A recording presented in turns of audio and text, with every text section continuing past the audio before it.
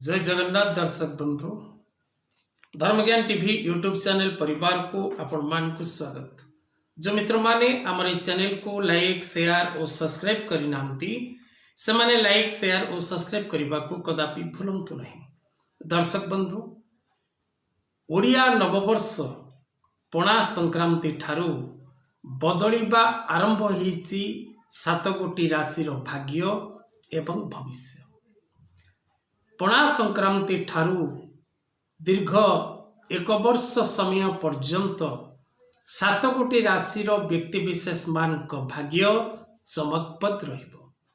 सेमाने प्रत्येक कार्य शुभ फल लाभ करिबा, प्रत्येक कर्म रे आगको बढ़िबा, प्रत्येक क्षेत्र रे भगवतींकर आशीर्वाद लाभ करिबा एवं प्रत्येक क्षेत्र रे विजय प्राप्त करिबा निश्चित अटे। तेबे दर्शक बंधु ये भाग्यशाली 7 गोटी राशि क्यों क्यों राशि से विषय आम जानिबा कहीं ना विशेष कर दर्शक बंधु मनुष्य जीवन रे अनेक प्रकार सुख सौभाग्य पाई मनुष्य आशावादी रही था।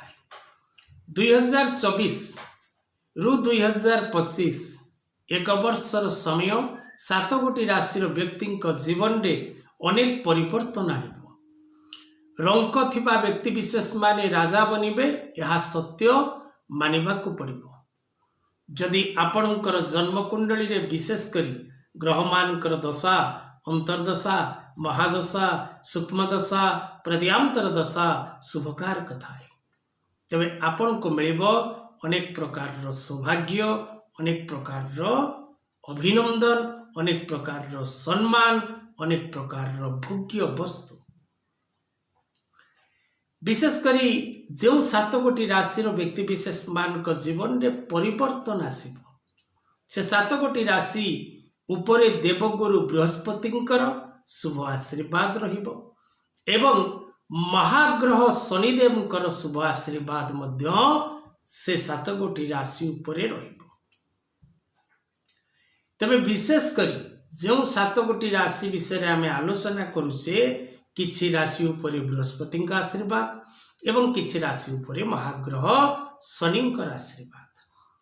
तेबे 7 गोटी राशि व्यक्ति विशेष माने क्यों क्यों दिगरु पूर्ण शुभ फल लाभ करिवे ना दर्शक बंधु प्रथम होउछि अर्थ ही अनर्थर मूल कारण। अर्थजनित समस्या मनुष्य को अनेक कष्ट देइथाय। जो व्यक्ति अर्थजनित समस्या भोग करुथाय से व्यक्ति कदापि सुख शांति वैभव लाभ करि पारे नाही। तबे विशेष करी दर्शक बंधु धन क्षेत्र रे एवं जो मानकर विवाह वयस उपनीत से मानकर वैवाहिक कर्म संपादन होबार आवश्यकता रही एवं से व्यक्ति विशेष मान को विशेष करी सुख एवं सौभाग्य लाभर सुजोग मिलिबो। संतान नवविवाहित दंपति विवाह परे संतान पाई प्रयास करुचंती तेणु से राशि 7टी व्यक्ति विशेष मान को संतान प्राप्तिर जोग मध्य रहुछि। शिक्षा क्षेत्र एजुकेशनल सेक्टर जो पिला माने एई 7टी राशि अंतर्गत राशि सेमानकर हेतिबो से माने शिक्षा क्षेत्र रे डेवलपमेंट करिवे, नूतन शिक्षा प्राप्ति करबा पई करूथिबा प्रयास रे सफलता हेबे, शिक्षा क्षेत्र रे निजर पोजिशन को सेमाने स्ट्रॉन्ग करि परिबे, उन्नत शिक्षा ग्रहण करि परिबे।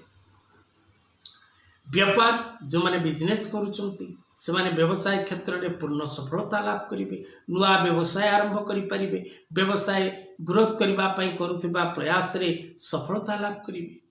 जो मानक पाखरे चाकरी नाही से माने सरकारी बा बेसरकारी कर्म अनुसंधान रे अछंती से माने निश्चित भाव रे कर्म प्राप्ति करिवे, एथिरे कोनसी संदेह नाही। जो माने कृषि को निजर जीवन एवं जीविका करचंती, फार्मिंग रिलेटेड कार्य करूचंती, निजे चाषबास करूचंती, फसल उत्पादन करूचंती, कृषि जंत्रपाति क्रय करबा को चाहुचंती, फील्ड नुआ क्रय करबा को चाहुचंती, भूमि क्रय करी सेथिरे किछि इन्वेस्ट करी फार्मिंग करबा को चाहुचंती सेमान को मध्य पूर्ण सफलता लाभ मिलिबो। हेल्थ क्षेत्र स्वास्थ्य कारण स्वास्थ्य ही संपद। यदि शारीरिक सुस्थता व्यक्ति विशेष पाखरे न थाए तबे कोनोसी प्रकार खुशी एवं आनंद व्यक्ति भोग करि पारे नाही। तेणु ए समस्त दिगरु वैवाहिक दाम्पत्य जीवन हो, शत्रु पीड़ार मुक्ति हो, माली मकदमार विजय करवा हो, ए सातोटी राशि व्यक्ति विशेष माने ए समस्त दिगरु पूर्ण सफलता लाभ करेंगे। तेबे दर्शक बंधु, ये जो 7 गोटी राशि प्रथम राशि मेष राशि, द्वितीय राशि कर्कट राशि, तृतीय राशि कन्या राशि, चतुर्थ राशि बिछा राशि, पंचम राशि मकर राशि, षष्ठ राशि वृष एवं सप्तम राशि तुला। ए 7 गोटी राशि व्यक्ति विशेष माने धर्म, अर्थ, काम, मोक्ष जेपरी चतुर्वर्ग फल प्राप्ति करने व्यक्ति सदा सर्वदा आशावादी थाए एवं आकांक्षावादी थाए एवं व्यक्तिर अभिलाषा थाए। तेणु प्रत्येक व्यक्ति विशेष ये 7टी राशि प्रत्येक व्यक्ति विशेष मान जीवन में सुख सौभाग्य वृद्धि हवा निश्चित अटे।